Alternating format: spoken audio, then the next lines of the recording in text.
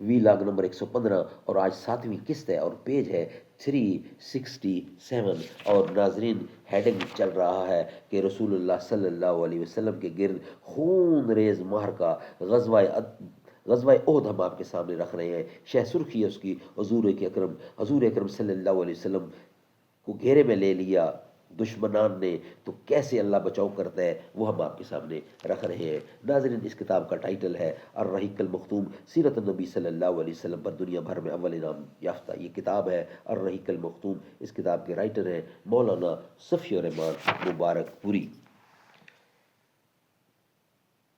نحمدہ ونصلی علی رسولہ الکریم، ہم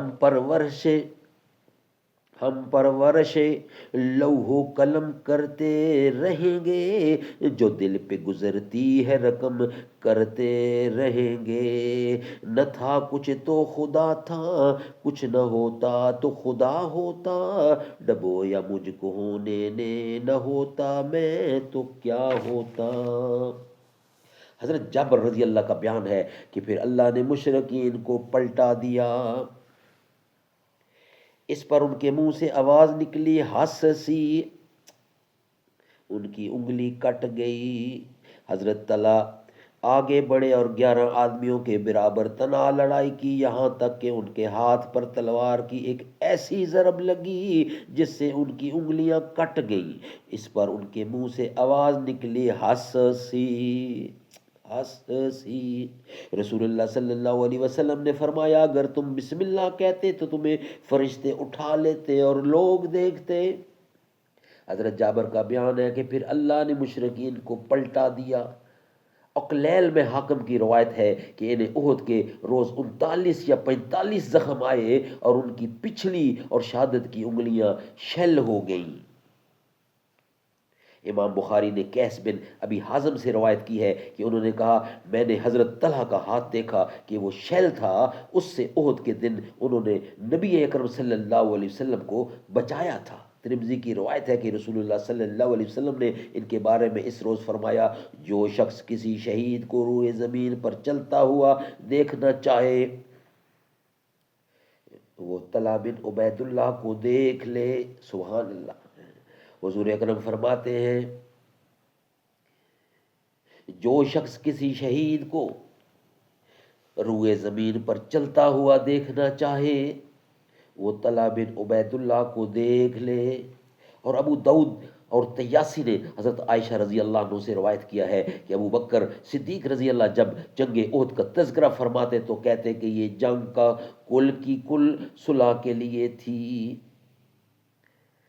جنگ احد کا تذکرہ فرماتے تو کہتے کہ یہ جنگ کل کی کل طلحہ رضی اللہ کے لیے تھی، یعنی اس میں نبی اکرم کے تحفظ کا اصل کارنامہ انہوں نے انجام دیا تھا۔ حضرت ابو بکر نے ان کے بارے میں یہ بھی کہا ہے، ترجمہ سناتا ہوں، شعر ہے عربی میں، یا طلحہ بن عبید اللہ قد جبت لک الجنا و بواتا الہا العیان، اے طلحہ بن عبید اللہ تمہارے لیے جنتیں واجب ہو گئی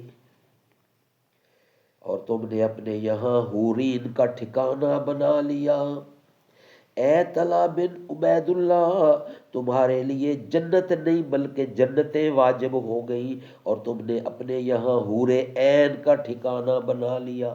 اسی نازک ترین لمحے اور مشکل ترین وقت میں اللہ نے غیب سے اپنی مدد نازل فرمائی، چنانچہ صحیحین میں حضرت سعد رضی اللہ کا بیان ہے کہ میں نے رسول اللہ صلی اللہ علیہ وسلم کو احد کے روز دیکھا، آپ کے ساتھ 2 آدمی تھے سفید کپڑے پہنے ہوئے، یہ دونوں آپ کی طرف سے انتہائی زوردار لڑائی لڑ رہے تھے، میں نے اس سے پہلے اور اس کے بعد ان دونوں کو کبھی نہیں دیکھا۔ ایک اور روایت میں ہے کہ یہ دونوں حضرت جبرائیل علیہ السلام اور حضرت میکائیل علیہ السلام تھے۔ سبحان اللہ سبحان اللہ۔ ناظرین یہ واقعہ چل رہا ہے غزوہ احد کا، حضور اکرم ایک تنگ گھیرے میں آ گئے دشمن کے ساتھ، جتنے بندے تھے 9 کے 9 ان میں سے 7 کو شہید کر دیے گا، پیچھے 2 بچے انہوں نے جوان مردی سے لڑا، ایک ایک کر کے وہ بھی شہید ہو گئے۔ اللہ کی ذات نے کیسے تحفظ کیا یہ سارا واقعہ ہم آپ کے سامنے رکھ چکے ہیں۔ یہ ویلاگ ہمارا کمپلیٹ ہوا، نیکسٹ ویلاگ ہوگا 116 اور 8ویں قسط ہوگی جس میں رسول اللہ صلی اللہ علیہ وسلم کے پاس صحابہ کے اکٹھا ہونے کی ابتدا، یہ ہم رکھیں گے اس کے بعد۔ لاڈلی جن لاڈلے جن کے پیارے حسین و حسن، وہ خدا کی رضا سید فاطمہ، تذکرہ کیا بیاں ہو زباں سے، میرے رتبہ تیرا بڑا سید فاطمہ، ناز کرتی ہے جس پر زمین و زماں، وہ ہے صدق و صفا سید فاطمہ، کہہ اٹھا دل یہ سمداں کا عشق میں، تجھ پہ جاں ہے فدا سید فاطمہ۔